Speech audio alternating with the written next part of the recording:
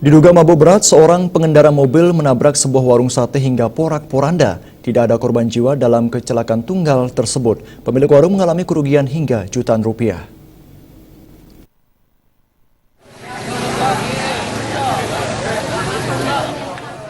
Kecelakaan tunggal ini terjadi di Desa Gedang Sewu, Kecamatan Boyolangu, Tulung Agung. Akibat kejadian ini, sebuah warung sate porak-poranda setelah dihantam mobil sedan dengan nomor polisi AG 740RE yang dikemudikan Teguh Prasetyo, warga Desa Ngebong, Kecamatan Pakel, Tulung Agung.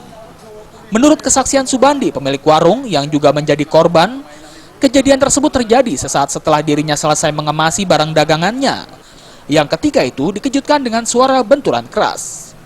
Setelah dilihat, ternyata warung miliknya sudah dalam keadaan porak-poranda, ditabrak sebuah mobil sedan. Diketahui mobil yang dikendarai Teguh Prasetya tersebut melaju dari arah selatan menuju utara atau arah kota Tulung Agung. Diduga sang sopir mabuk berat akibat minuman keras, sehingga mobil oleng dan menabrak warung. Akibat kejadian ini, mobil warna hitam tersebut mengalami kerusakan parah pada bagian depan. Bahkan, salah satu ban bagian kiri pun pecah setelah menabrak tembok bangunan. Lihat TV, tahu ada suara yang bisik, lantar keluar mobil saya seperti ada orang mainan itu, mantul-mantul saya keluar. Saya takut kalau mobil saya terbakar. Saya masuk lagi, ternyata di sini sudah ada kendaraan sedan. Untuk menghindari amuk massa, sang sopir diamankan di Mapolsek Tulung Agung.